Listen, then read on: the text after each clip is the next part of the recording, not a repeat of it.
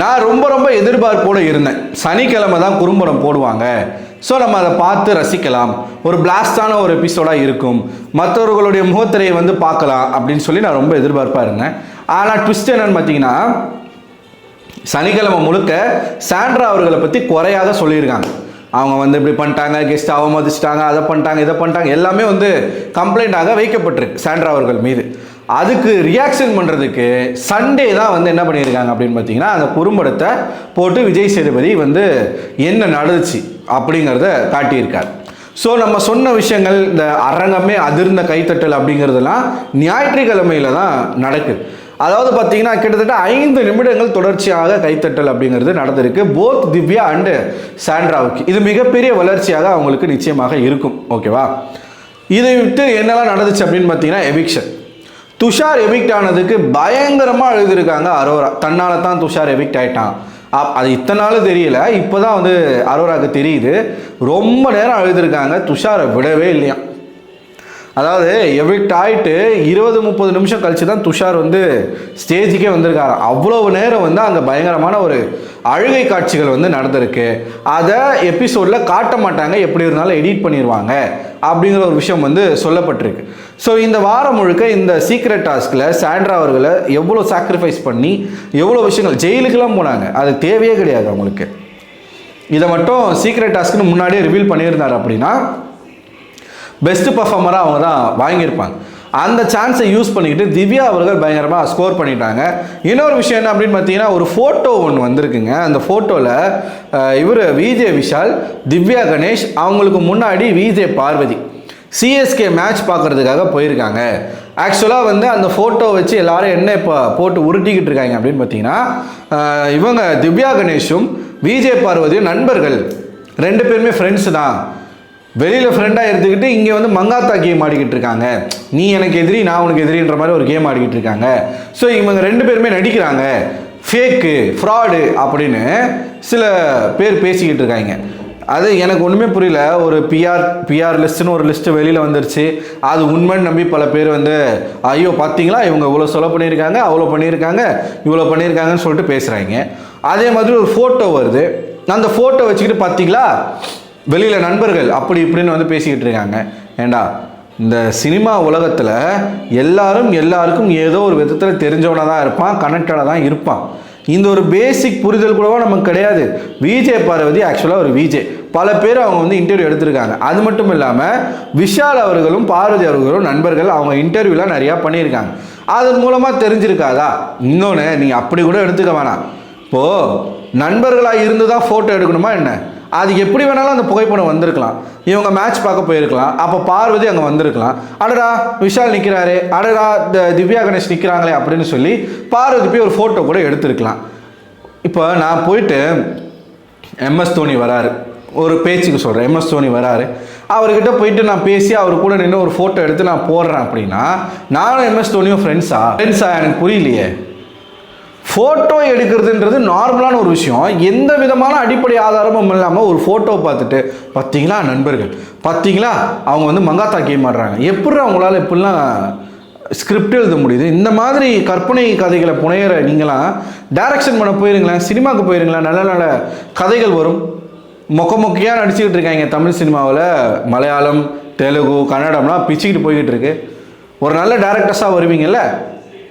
ஒரு ஃபோட்டோ வச்சு ஒரு படமே எடுத்துட்டானுங்கப்பா. திவ்யாவும் பார்வதியும் நண்பர்களாம் மங்காத்தா கேம் ஆடுறாங்களாம், எப்படா யோசிக்கிறீங்க? எப்படிலாம் ஒன்றே ஒன்று தான், எல்லாரும் ஆர்டிஸ்ட். பார்வதியும் ஒரு ஆர்டிஸ்ட் தான், ஒரு விஜே பிரபலமான ஒரு நபர் போயிருப்பாங்க, எடுத்திருப்பாங்க. இதில் என்ன இருக்குது? சரி, வெளியில் நண்பர்களாக இருந்தால் இந்த வீட்டுக்குள்ளே எதிரிகளாக இருக்கக்கூடாதா? சண்டை போடக்கூடாதா? கருத்து வேறுபாடுகள் வராதா? இப்போ என்ன புரியல, நண்பராக இருந்தாலும் பிரச்சனை, சப்போர்ட் பண்ணுறாங்க, குரூப்பிசம் பண்ணுறாங்கன்னு. எதிரிகளாக இருந்தாலும் பார்த்தீங்களா வெளியில் நண்பர்கள், உள்ளே வந்து எதிரிகள், அப்போ உள்ளே நடிக்கிறாங்க அப்படின்ற ஒரு விஷயத்த கிரியேட் பண்ண வேண்டியது.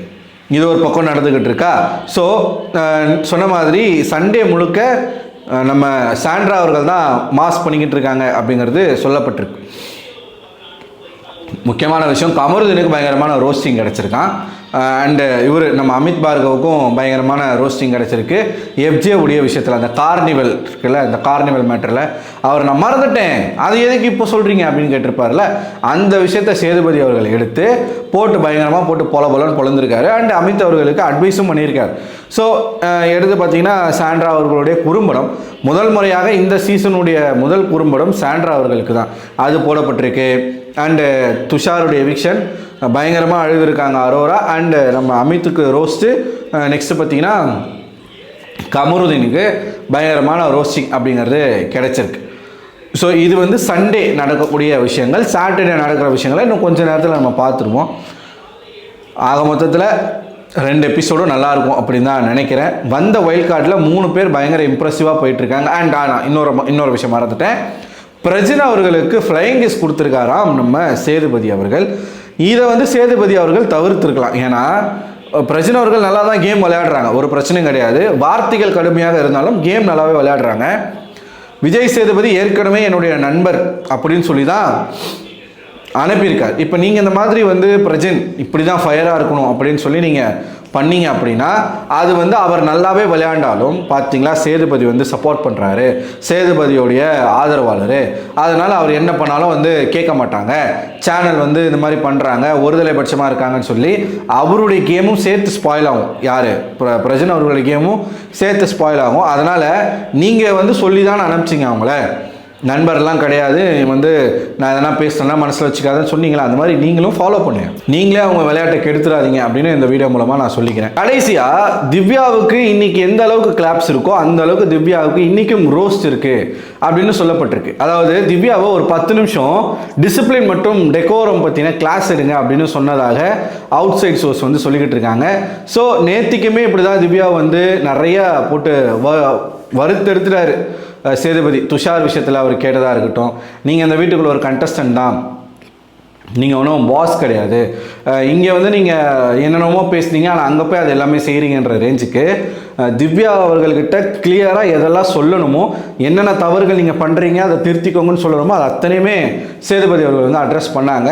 திவ்யா வந்து அப்படியே அதை கேட்டு வேற ஒரு உலகத்துக்கு போயிட்டாங்க. நம்ம இவ்வளோ பண்ணியிருக்கோமா, அப்போ இதெல்லாம் தப்பாக போயிடுச்சா, வெளியில் என்ன ஆச்சோ ஏதாச்சோன்ற அந்த ஒரு ஸ்டேஜுக்கு வந்து அவங்க போயிட்டு ரொம்ப நேரமாக யோசிக்க ஆரம்பிச்சிட்டாங்க. விஜய் சேதுபதி கேட்ட கேள்விகள் கூட அவங்க ப்ராப்பராக பதில் சொல்ல அவங்க வந்து பார்க்க கூட இல்லை. ஸோ இன்றைக்கும் அதே மாதிரி வந்து டிசிப்ளின் கிளாஸ் எடுங்க, டெக்கோரம் கிளாஸ் எடுங்கன்ற மாதிரி சொல்ல அது வந்து இன்னமும் அவங்களுக்கு இன்சல்ட்டிங்காக தான் இருக்கும்.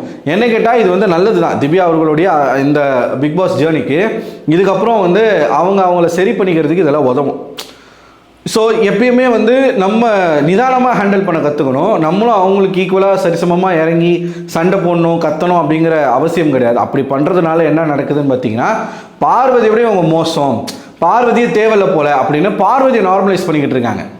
பார்வதி பரவாயில்லப்பா, திவ்யா பார்வதியை விட மோசம், அதனால் திவ்யாவை அடிங்க அப்படின்னு சொல்லிட்டு திவ்யாவை போட்டு அடிச்சுக்கிட்டு இருக்காங்க. இது திவ்யாவுக்கு நல்லது கிடையாது. ஸோ சேதுபதி சொன்ன அத்தனை விஷயங்களையும் மனசில் எடுத்துக்கிட்டு கருத்தில் எடுத்துக்கிட்டு அதை சேஞ்ச் பண்ணுவாங்க அப்படின்னு நினைக்கிறேன், நம்புறேன். ஸோ இதான் சண்டே நடக்கிற விஷயங்கள். நீங்கள் என்ன நினைக்கிறீங்க? உங்களோட கருத்துக்களை மறக்காமல் கமெண்ட் பாக்ஸில் கமெண்ட் பண்ணுங்கள். நம்ம சேனலுக்கு புதுசாக வரீங்கன்னா சப்ஸ்கிரைப் பண்ணுங்கள், நம்ம ஃபேஸ்புக் பேஜும் ஃபாலோ பண்ணிக்கோங்க. அடுத்த ஒரு வீடியோவில் உங்களை சந்திக்கிறேன். அதுவரை உங்களிடம் விடைபெறுவது நான் அரவிந்தன்.